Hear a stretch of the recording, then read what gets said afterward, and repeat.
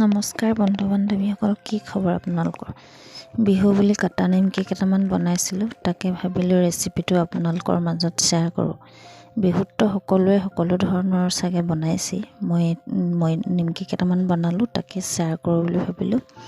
তাৰ বাবে ময়দা আধা কেজি পেকেট এটা লৈ লৈছোঁ, ৰিফাইন লৈ লৈছোঁ, চামুচত অকণমান কালজিৰা আৰু বেকিং পাউডাৰ, তাতে সোৱাদ অনুসৰি নিমখ দিব লাগিব। প্ৰথমতে বাউল এটাত ময়দাখিনি লৈ লৈছোঁ। গোটেই আধা কেজি পেকেট লোৱা নাই, অলপ ৰাখি থৈ দিছোঁ। আৰু এই ময়দাখিনিতে এতিয়া জোখমতে নিমখ দি দিম। যদি আপোনালোকে বেছি নিমখীয়া কৰোঁ বুলি ভাবে, সোৱাদ অনুসৰি নিজৰ জোখমতে নিমখ পৰিমাণটো দিব। কালজিৰা কেইটাও তাতে দি দিছোঁ আৰু চাহ চামুচখনেৰে প্ৰায় 1 চামুচ জোখত বেকিং পাউডাৰ দি দিছোঁ। এনেদৰে গোটেইখিনি বস্তু দিয়াৰ পিছত ভালদৰে চামুচখনেৰে মিহলি কৰি ল'ব আটাইকেইটা বস্তু। এনেদৰে মিহলি কৰোৱাৰ পাছত ইয়াতে ৰিফাইন দি দিব লাগিব। ৰিফাইনটো আপোনালোকে নিজৰ জোখমতে দিব। ৰিফাইনটো ময়দাখিনিৰ লগত মিহলি কৰিলে যেতিয়া আমি মঠিয়াই চাম তেতিয়া এটা লাডুৰ দৰে হ'ব লাগিব। সেইটোৱে হৈছে ৰিফাইনৰ জোখটো। এনেদৰে গোটেই ৰিফাইনখিনি ভালদৰে ময়দাখিনিৰ লগত মঠি ল'ব। মঠি লৈ হাতেৰে লাডুৰ দৰে কৰি চাব। যেতিয়া লাডুটো ভাঙি নাযায় তেতিয়া জানিব যে আপোনালোকে ময়দাৰ জোখটো ঠিক, ৰিফাইনৰ জোখটো ঠিক হৈছে। এয়া দেখিছে, মই হাতেৰে মঠি এনেদৰে লাড়ু কৰি লৈছোঁ। যেতিয়া এনেকৈ লৰাই দিওঁতে লাড়ুটো ভাঙি নাযায় তেতিয়া জানিব যে আপোনালোকে ময়দাৰ ৰিফাইনটো ঠিক জোখ হৈছে। এনেদৰে ৰিফাইনৰ জোখটো হোৱাৰ পিছত তাতে আমি গৰম পানী দি ময়দাখিনি ভালদৰে মঠি ল'ম। যিদৰে সাধাৰণতে আমি ৰুটি বনাবলৈ, লুচি বনাবলৈ এটা ডো প্ৰস্তুত কৰি লওঁ, ঠিক তেনেদৰে প্ৰস্তুত কৰি ল'ব লাগিব। গৰম পানী হোৱাৰ বাবে মই প্ৰথমে চামুচখনে সানি লৈছোঁ, কিন্তু পিছতে দেখিছে হাতেৰে মঠি লৈছোঁ। হাতেৰে মঠি এনেদৰে ভালদৰে এটা আটাৰ ডো প্ৰস্তুত কৰি ল'ব। মঠি যিমানে ভালদৰে মঠে সিমানে নিমকিটো খাবলৈ ভাল হয়। এনেদৰে ভালদৰে মঠি থাকিব।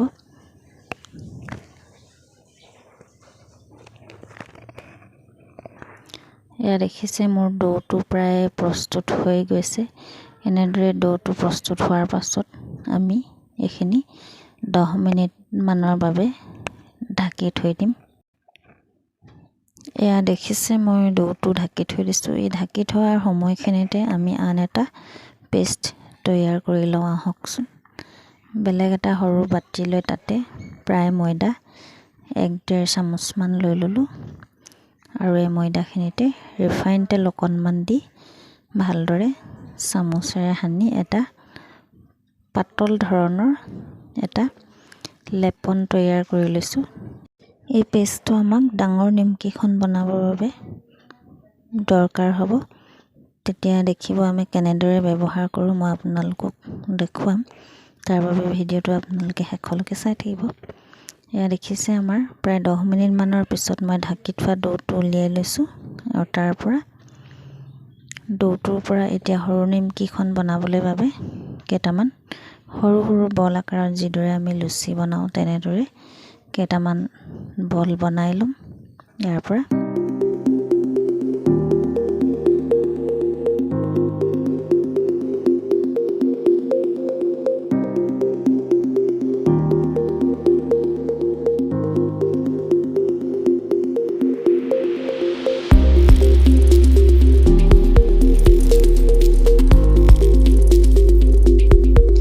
এনেদৰে সৰু সৰু প্ৰায় 10টামান 12টামান বল বনাই লোৱাৰ পাছত দেখিছে এয়া বলখিনি মই মিহি কৰি লৈছোঁ।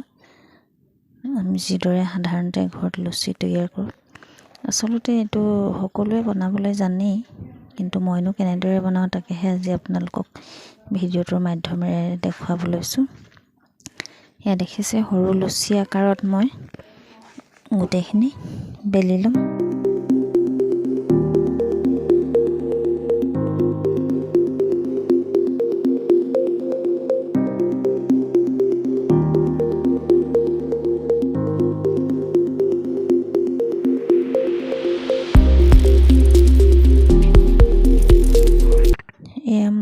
আটাইকেইখন লুচি বেলা প্ৰায় হৈ গৈছে।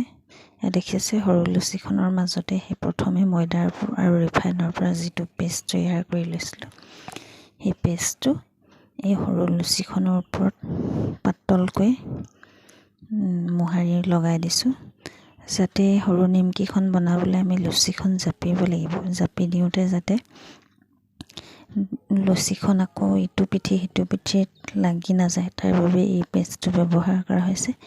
তেতিয়া আমাৰ ডাঙৰ নিমকিখন হ'ব। এয়া দেখিছে, আকৌ এটা ভাজ দি দিম মই।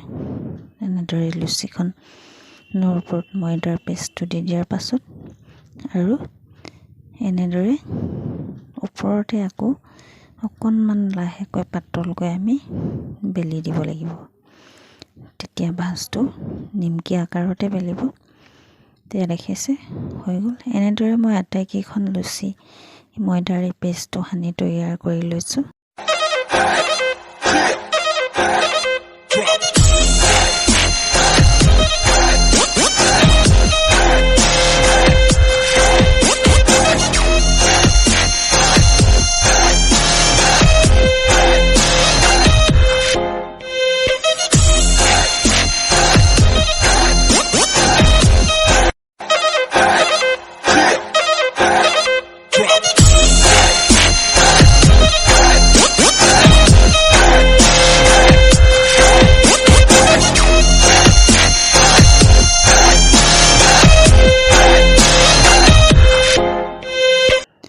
এয়া দেখিছে, প্ৰায় 10-12খনমান ডাঙৰ নিমকি আকাৰত মই এনেদৰে বনাই লৈছোঁ। আৰু ভাজোঁতে যাতে নিমকিখন মেল খাই নাযায়, তাৰ জাপটো খুলি নাযায়, সেইবাবে কাটা চামুচ এখনেৰে ওপৰত এনেকৈ লাহে লাহেকৈ হেঁচি দিছোঁ।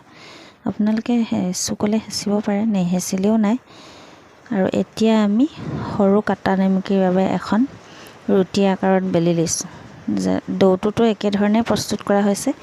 তাৰে আধাখিনি মই ডাঙৰ নিমকি কেইখনমান বনালোঁ, আৰু যি বাকী ৰৈ গৈছিলে আটাৰ ডৌখিনি, সেইখিনিৰ পৰাই মই কাটা নিমকি সৰু সৰু আকাৰত কেইটামান বনাবলৈ লৈছোঁ। আমি সাধাৰণতে ৰুটি যেনেকৈ বেলোঁ তেনেকৈ বেলি লৈছোঁ। আৰু এই ধৰণৰ নিমকি কাটাৰ এখন মোৰ আছিলে, এখন সহজতে বজাৰত পোৱা যায়। তো আপোনালোকে নিমকি যদি ডাঙৰ আকাৰত কৰোঁকৈ ডাঙৰ আকাৰত বা নিজৰ পচন্দ অনুসৰি কেনেধৰণৰ কাটে তেনেকৈ কাটিব পাৰে। বা যিবিলাকৰ এনেধৰণৰ নিমকি কাটাৰ নাথাকে, তেওঁলোকে চুৰি কটাৰীও এনেদৰে সমানকৈ কাটিব পাৰে। মই নিমকিখিনি একেলগতে ভাজিম পিছত, সেইবাবে প্ৰথমে ডাঙৰ নিমকি এখন তৈয়াৰ কৰাৰ পাছত সৰু নিমকিখিনিও বেলি এনেদৰে একেবাৰে কাটি শেষ কৰি লৈছোঁ। তাৰপিছত একেলগতে ইটোৰ পিছত সেইটো ভাজি দেখুৱাম আপোনালোকক। এয়া মই বেলি কাটি লোৱাৰ পাছত পেপাৰ এখনত নিমকিখিনি এনেদৰে বেলনাখনৰ পৰা থৈ লৈছোঁ। এয়া দেখিছে মোৰ ডাঙৰ নিমকি আৰু সৰু নিমকি। কাটা নিমকিৰ বাবে প্ৰায় 6টামান লাডু হৈছিলে।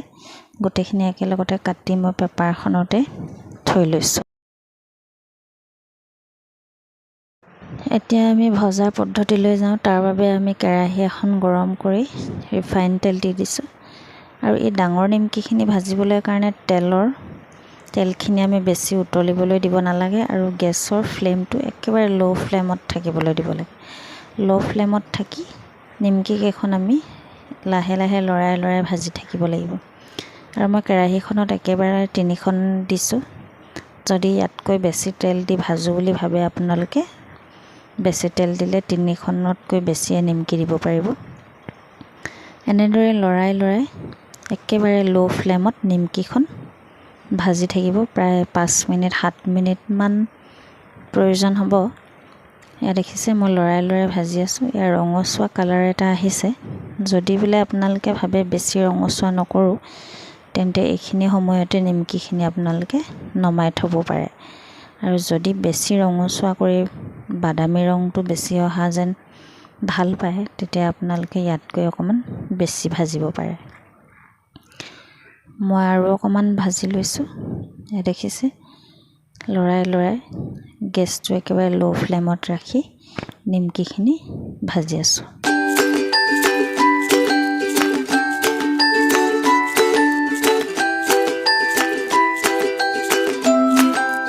এয়া অকণমান ৰঙচুৱা হোৱাৰ পাছত মই কেৰাহীৰ পৰা নিমকিকেইখন পেপাৰ এখনতে কাঢ়ি থৈছোঁ, নাইবা আপোনালোকে টিচু পেপাৰো ব্যৱহাৰ কৰিব পাৰে।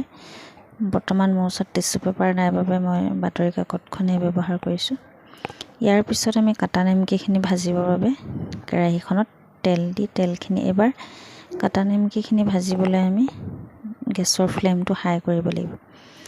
তেলখিনি উতলি থকাত নিমকিখিনি দি দিলোঁ। লাগি নাযাবৰ বাবে নিমকিখিনি এনেদৰে লৰাই লৰাই ভাজি থাকিব। ল' টু মিডিয়াম কৰি ল'ব গেছৰ ফ্লেমটো। বেছি হাই কৰিলেও নিমকিখিনি অতি সোনকালে জ্বলি যাব আৰু মচমচীয়া নহ'ব, ভিতৰখনতো কেঁচা কেঁচা ভাৱ হৈ থাকিব। সেইকাৰণে মিডিয়ামটো ল' দি দিব।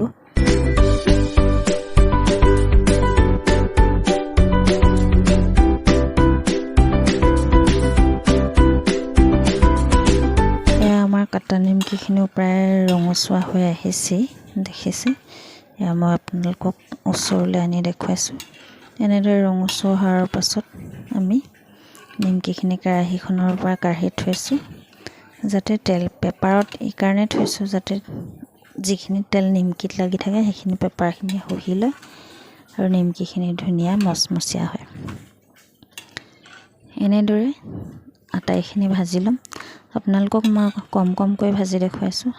এবাৰ দেখুৱাই দিয়াৰ পিছত আপোনালোকে জানিবই। এয়া দেখিছে মোৰ নিমকি, কাটা নিমকি ইমানখিনি হ'ল আৰু ডাঙৰ নিমকি কেইখনো মই আটাইকেইখন ভাজি ল'লোঁ। এয়া দুই ধৰণৰ নিমকি আজি আপোনালোকৰ মাজলৈ আগবঢ়ালোঁ। কেনেকুৱা পালে জনাব। ভাল লাগিলে লাইক, শ্বেয়াৰ আৰু কমেণ্ট কৰিব আৰু আগলৈ নতুন ভিডিঅ' পাই থাকিবলৈ চেনেলটো ছাবস্ক্ৰাইব কৰি ল'ব। ধন্যবাদ।